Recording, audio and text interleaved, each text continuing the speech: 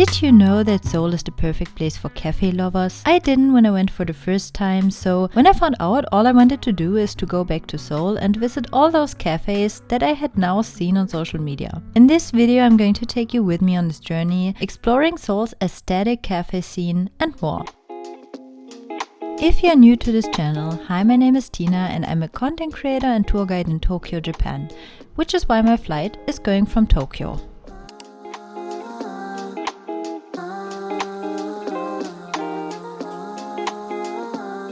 It's been a couple of years since I've been here the last time. Try to find a train and take the train and the subway to the city center because as far as I know, it's the cheapest option. Seoul is South Korea's largest city, home to over 9 million people, and it has a lot to offer, from historic places and busy markets to quirky neighborhoods, large shopping streets, as well as skyscrapers. So happy I'm finally in Seoul. Famous for its food, especially the street food, its aesthetic cafes and traditional cuisine, it is one of the best places for foodies. I made it to my Airbnb. This is my room. I'm just gathering myself a little bit. I have to charge my phone. Here, I got a pink fridge. This is so cool. Look at this fridge. Ooh. Since I still had some time before meeting my friend, I decided to go to one of the many cafes on my list. The first cafe I went to was Gwangjang, also called the Train Cafe. Gwangjang is a unique train-themed cafe with vintage decor. Not only does it look really cute and unique because of the train theme, but it also has cakes going around on a conveyor belt. It's a bit crowded here, but a dream come true. Since I started watching vlogs about Seoul, I'm sitting now in Seoul in a cafe and I got a double cheesecake. This cake is amazing. Lighter than a cheesecake, not so dense. After that, it was time to meet my friend. We had planned to go to Gwangjang market together, which was not far from the cafe. This time is quite different from the last time I came to Seoul. I did all the sightseeing spots the last time we were here, and I can't remember coming here to the city center that much. We met by a river whose name I cannot really pronounce, and then we headed to Gwangjang market to get dinner and try some of Korea's most famous street foods. On our way to Gwangjang market, let's see what we can find here. Gwangjang market is one of Korea's oldest traditional markets, established in 1905. It is well known for its street food and has over 5,000 stalls, selling everything from vintage clothing to household goods and, of course, all kinds of street food. Das dann vielleicht hier rein.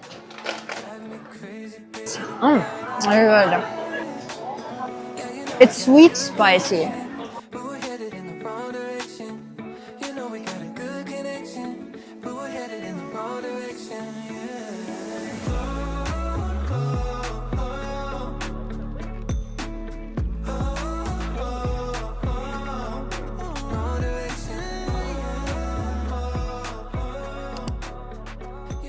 My friends that I met in the evening told me that yesterday was Culture Day. If you're coming to Seoul and you want to see like the palace and other places, try to get there on Culture Day because entrance is free. Obviously, there's going to be lots of people there on that day. But apart from that, if you're trying to save money, that would be the best option. And we're now in Hanok, because I felt like getting a coffee first. On my first day in Seoul, I again started with one of the many cafes on my list. The first place was Cafe Onion in Hanok, which is a renovated Hanok, combining traditional architecture with modern cafe culture. There are a lot of similarities between Korea and Japan and Tokyo, but not the portion sizes. Like those cakes in those cafes here are huge. Right around the corner is Cafe Layered, a British-style bakery cafe with a cozy vintage interior. It was such a long line when I left the cafe, so if you want to go to some of the really popular ones, you should go there early. It is famous for its scones, which I noticed as soon as I walked in. So, once again, a little bit of regret that I had already gotten a scone at the cafe before. But I still really enjoyed just sitting there, having a drink and taking in the atmosphere. They also have cakes. I could also have gotten a cake. I just got a drink this time, but a fancy drink. Obviously, I had to go to Bukchon Hanok village. The thing is, there are actually people living, so it's kind of a residential area and a tourist spot at the same time. I visited a lot of these places on my first trip to Seoul, but Bukchon Hanok village is just so easy to exit. It's right in the city center and such a beautiful area. I then made my way to the main Buddhist temple in Seoul. Japan has a lot of Buddhist temples as well, but they definitely look very different. I made it to that famous Buddhist temple here in Seoul. I was here years ago, but again, if you like taking Instagram photos, this is your place. The temple has a 500-year-old tree in the courtyard, which symbolizes resilience. I'm enjoying my day so far. The weather is amazing here. From there, it is just a short walk to Gyeongbokgung Palace, which is probably the main attraction in Seoul. I'm really sorry if I butcher the names a little bit here. Gyeongbokgung Palace is also the largest and most iconic of Seoul's 5 grand palaces. You can rent a hanbok, one of the traditional dresses here in Korea. They're pretty cheap and there are rental shops all over the place. I remember that the last time we came here, we did not check out the garden. Palace itself is, honestly, it's nice, but on my way out, I also managed to see the changing of the guards at the main entrance, which I highly recommend. It is a really colorful and impressive ceremony and just nice to watch. As I mentioned, I'm here for the cafes. Did I mention that? I'm here for the cafes. Next, it was time to go to another cafe, and my stop was Noldam Space, a minimalist cafe right next to the palace. It offers traditional Korean desserts and teas. Okay, so I couldn't find the stairs up to the rooftop. I saw that they have a rooftop, but I got a nice view from here.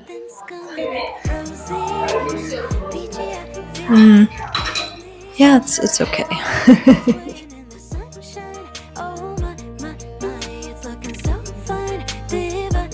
On my way to the train station, I took a quick walk through Incheon, which is close to the temple. It's famous for its traditional arts and crafts like pottery, antiques and calligraphy.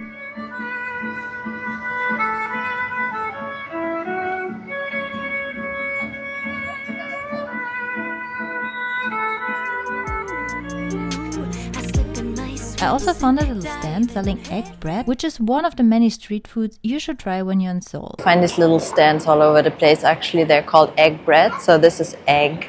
Right, so using my bag as a tripod. Oh, these are so good. Cannot try everything, but you want to try the street food, some of it, when you come here. The last stop of the day was Hongdae. It's a lively neighborhood known for its vibrant energy and street performances. It reminded me a little bit of Harajuku in Tokyo, with a younger crowd and endless shopping opportunities. If you're wondering, many people were dressed up because it was close to Halloween. I started my second full day in Seoul, and you probably guessed it, with a cafe visit. This area is not famous for cafes or anything really, but there's this one particular place.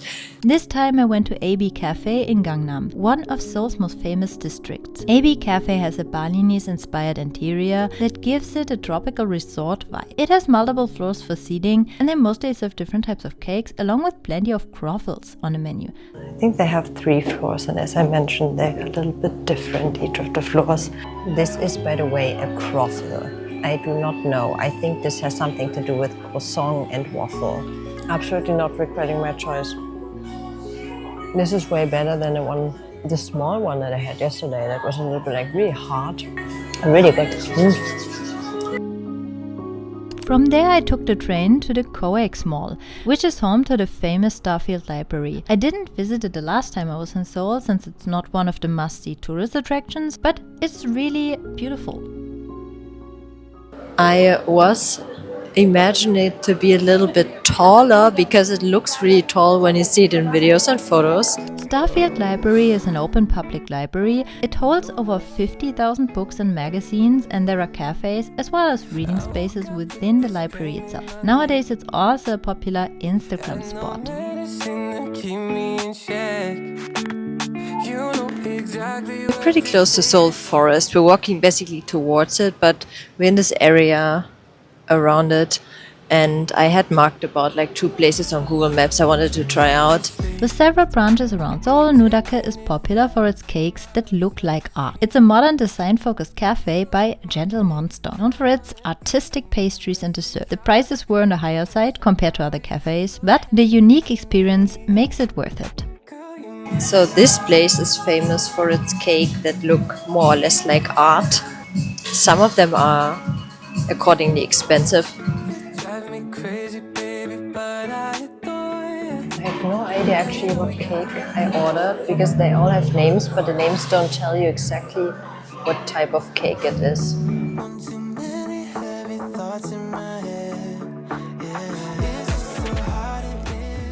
Seoul Forest is one of the city's largest parks, perfect for biking and walking. I heard a lot of good things about this park, so let's see.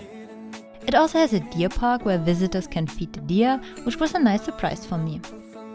I don't know how much I've seen already. It's quite big and there are different areas that you can explore. I was seeing on Google Maps there is in Myeongdong a night market to which I can go to. And on this night market I can also eat a couple of things that I wanted to try. I took the train and I headed back from Seoul Forest to Myeongdong, where I discovered a famous night market. I had been looking up places to try some Korean fried chicken. Got my chicken. Sweet sour. There's also some of this here. The sauce is really good.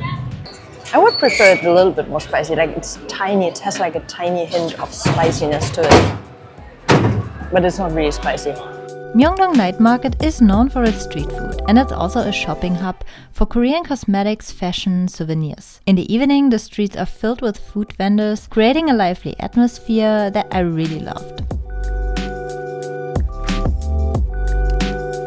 On my third full day, I visited another cafe from my to-go list. I've come here a little bit early to this area. It's close to Hanok.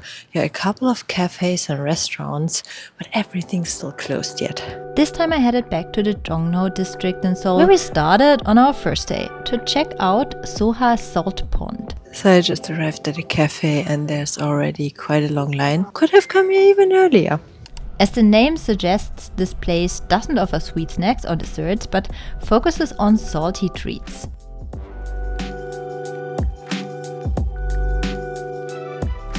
I panicked a little bit, I got 2. I actually really don't only need 1, but this is truffle something, and this is filled with a cream. It tastes maybe salty, really.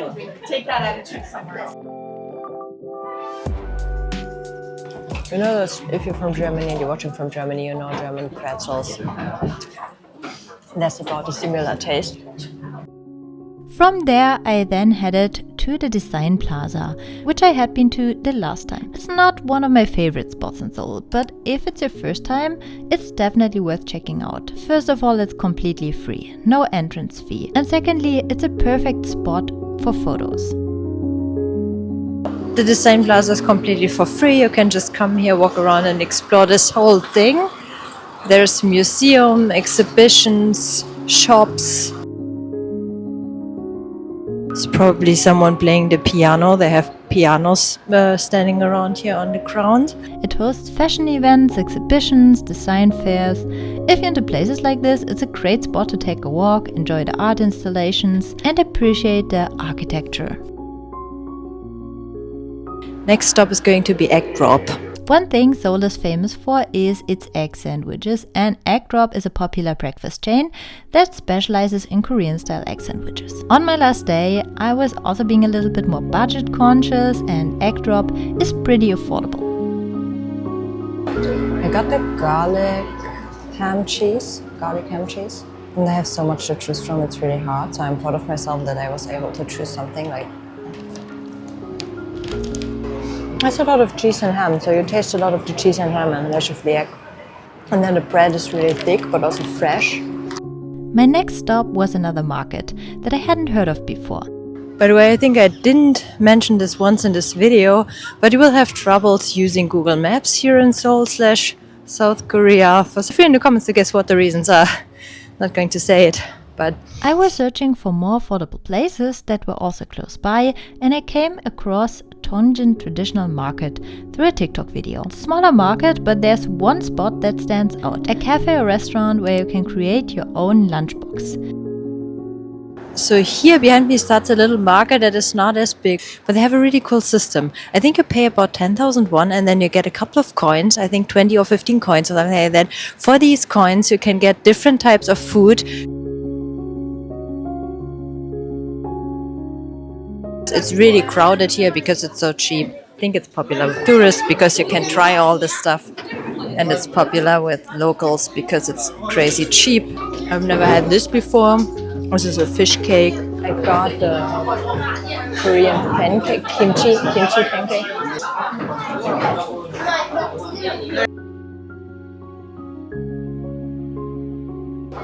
And then I got some of these little pancakes. Oh, this is meat. Wow, this cafe was busy. From there I decided to check out another cafe. I had also planned to visit the Blue House in Seoul, which I learned is actually free for foreigners. But I made a small mistake with my timing and ended up skipping it. This area looks way more normal than I was expecting it to.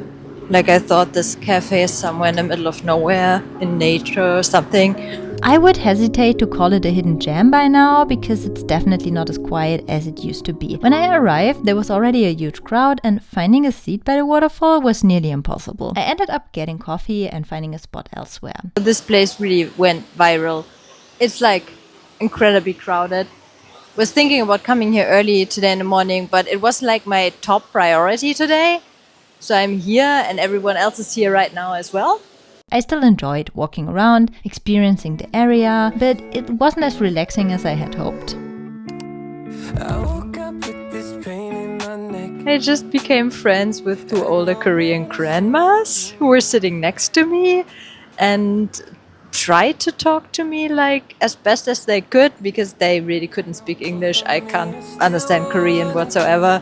I headed back to Hongdae, which, as I mentioned, is famous for its restaurants and cafes. I wanted to make the most of the evening on my last day, so I went to another cafe, Plant Cafe. This one has multiple locations around Seoul, and it's a vegan-friendly cafe that offers plant-based meals and desserts. I didn't want to end up at another place just serving cakes, but of course I ended up getting a cake there.